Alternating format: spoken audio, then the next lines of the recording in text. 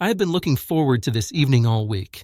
A rare Friday off, work done, emails ignored, phone notifications muted. Just a quiet drive to pick up my wife, Eloan, from the charity party she had been attending with her colleagues. Normally, I didn't mind these events, but tonight, something felt off. Maybe it was just a subtle intuition, a whisper at the back of my mind, but I brushed it aside. I was tired, yes, but excited to see her. She had been buzzing all day about how much fun the party would be. The thought of her laughing, telling me the stories later, even rolling her eyes at some colleagues' jokes, made the week's grind feel worthwhile.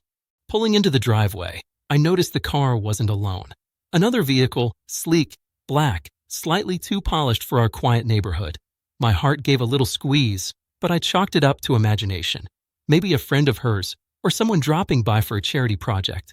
I parked and walked up to the door, keys jingling softly in my hand. That was when Mrs. Langford, our neighbor from 2 houses down, stepped outside. "Oh, hi," she said, polite as ever. I wasn't expecting anyone else to be here. Her eyes flicked past me, briefly, nervously. "Evening, Mrs. Langford," I said, trying to keep the tone casual. "I came to pick up Eloan. She ready to go?"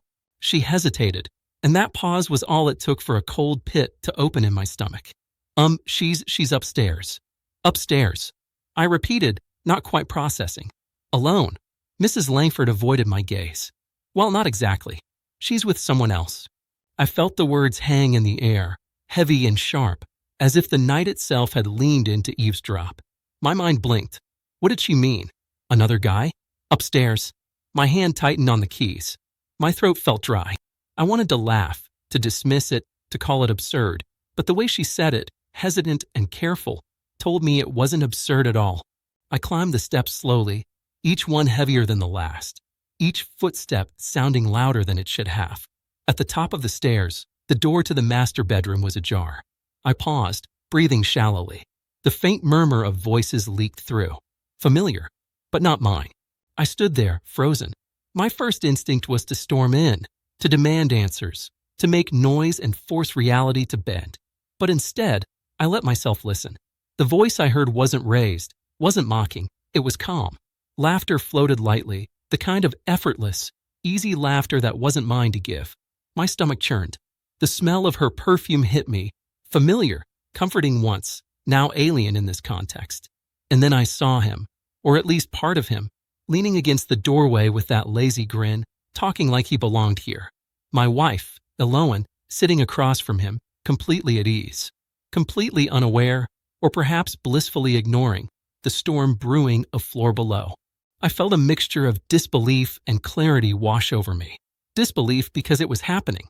Clarity because in that moment, every little discomfort, every slight of distance in the past months, every unanswered message and shrug suddenly snapped into focus. This wasn't about one night. This was about a slow, insidious drift I hadn't allowed myself to acknowledge. I walked back down the hall, each step deliberate, quiet, like I was retreating from a battlefield I didn't want to fight on. Reaching the living room, I leaned against the banister, hands gripping lightly, knuckles white. I wasn't angry, not yet, not in the explosive, theatrical sense. I was observing, absorbing, registering every detail. It was strange, this calm that settled over me, sharp as ice. I realized I didn't need to see more. I didn't need confrontation to know the truth. I thought about the first time we met. Eloan at a gallery opening, radiant, eyes lighting up a room, her laugh contagious. I had been shy, awkward even, but she had chosen me, chosen our life together. That life had been good once. Really good. Late-night conversations, coffee-stained mornings, weekend drives to nowhere. Then, gradually, the warmth had cooled. Subtle at first, a missed glance, a hand that lingered less. A laugh that didn't reach her eyes. A space growing between us I had refused to map, afraid of what I'd find. Tonight, the map was obvious. The distance wasn't a ghost. It was tangible, undeniable. And he was the evidence, the manifestation of every quiet rejection I had ignored. I packed my phone and wallet into my jacket pocket, my movements methodical. Not a word, not a shout. The drama that some might expect, screaming, slamming, chaos, didn't appeal to me. It never had. Instead, I wanted control. Not over her, not over him. over myself. I stepped into the night, the cool air washing over me, grounding me. My car was parked below, waiting. I didn't drive immediately. I stood there, letting the silence settle, letting the reality sink in. I wasn't a victim. I wasn't powerless. I was a man who had seen clearly, who could choose his next step deliberately rather than react in blind fury. After a long moment, I drove away. The streets were empty, lit only by the occasional street lamp. I thought about what it meant to walk away quietly, to leave without a scene, to maintain dignity while the world might judge. It wasn't about pride. It wasn't about revenge. It was about survival, about acknowledging a love that no longer existed in its former form. I called my best friend, Soren, just to hear a familiar voice. He didn't ask questions, didn't offer advice. He just listened, as he always did. And that was enough for the moment.